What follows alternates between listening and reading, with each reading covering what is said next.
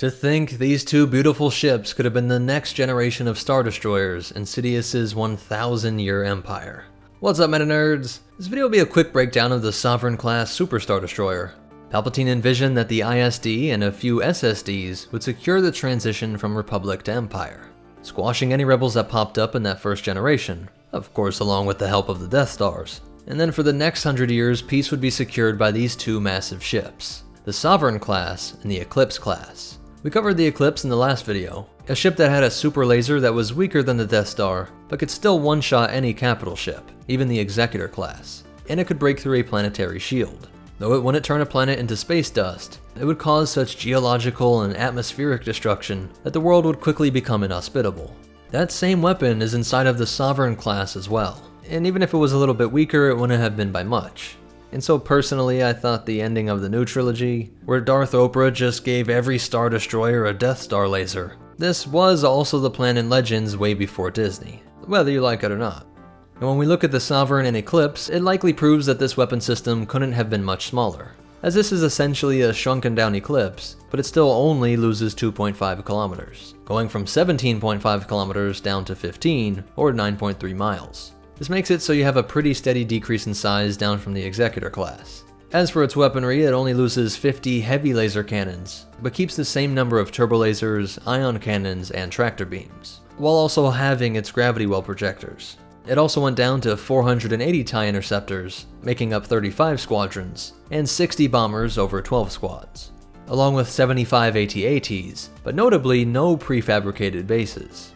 The crew dropped by about 107,000, it would lose 20,000 troops, and 200,000 tons worth of cargo, which also have their consumables down to 5 years. So that's still an overwhelming amount of force, more than enough to take out almost anything in the galaxy, and begs the question why the Eclipse had to be made.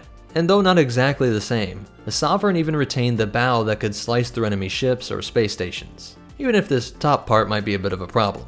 But what's also striking is how much sleeker this ship is than the original Star Destroyer line, from the more rounded aft to the more gradual slope of the sides that provide better stacking of the guns.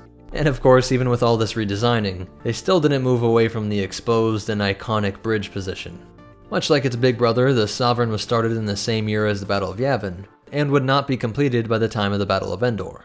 But unlike the Eclipse, it did not go on to have any epic adventures. The only way we even know about the Sovereign class is because the Rebel Alliance captured the Imperial Handbook. And despite mentioning both of these next-gen ships, General Carlos Raikin didn't believe either of them had any hope of becoming a reality. He was half right. While the Eclipse would terrorize the galaxy for a brief time, even though the Kuat staff was able to get the Sovereigns over to the secret shipyards of Biss, they were still never completed. Though at least 3 got so far along that they got individual names: the Autarch, the Despot, and the Heresiarch.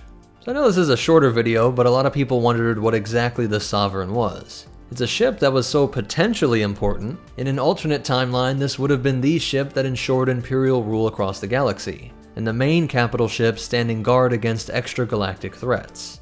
We cover so many ship works of arts and all of their awesomeness, that I wanted to make this short video explaining what exactly the Sovereign was, and what went wrong with it. Why it may be a ship that you might have heard of, but now you understand why you don't see or hear too much about this ship, even if it was awesome on paper. The only behind the scenes fact is that it was first mentioned in the Dark Empire sourcebook, and then in the Imperial Handbook and the Essential Guide to Warfare. And shout out to Unusual Suspects over on DeviantArt. We really brought this ship to life, because before that there was only this single image, even though again it was planned to be such an important part of the future of the Empire. If you like this video, be sure to leave a like and comment, it really does help with the YouTube algorithm. And subscribe if you want to see more. Check out the description for cool Star Wars art and free Audible audiobooks, and you can find ways to support the channel for free, or check out our Patreon and PayPal.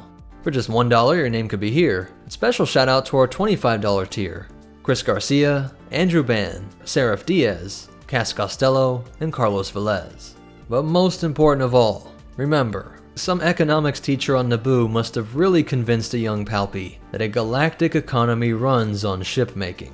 And the Force will be with you, always.